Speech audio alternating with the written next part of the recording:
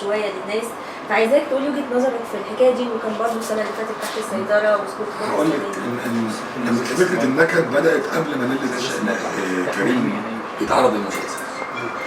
يعني مجرد قبل المسلسل ما يتعرض ده يقول لك النكد مش نكد. دي ترجع في انا اعتقد يعني تفسيرها هم بيبقوا اثنين اللي ممكن يقولوا الكلام.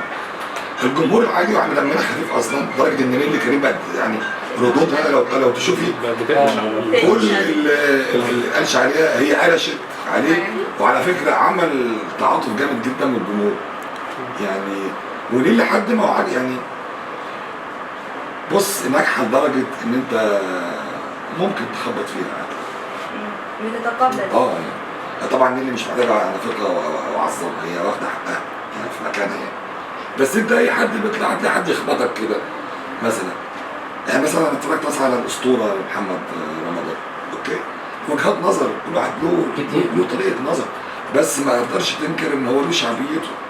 يعني له شعبيه والناس بتتفرج عليه والناس بتستناه، خصوصا ان جمهورنا يا جماعه مش الدقي وجاردن سيتي.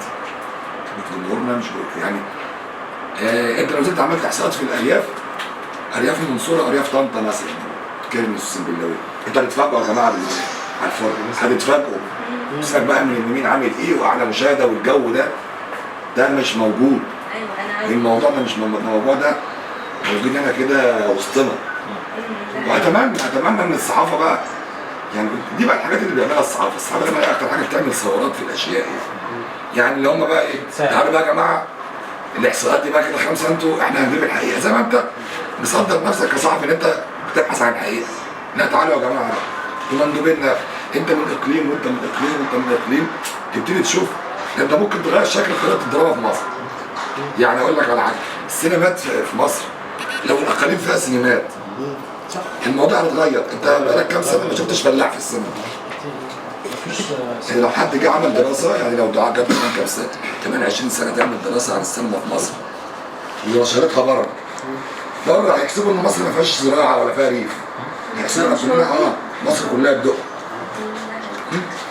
ده هل يعني ان مثلا نوعيه مسلسلات اللي انت بتختارها تشتغل فيها زي سقوط حر هل هي موجهه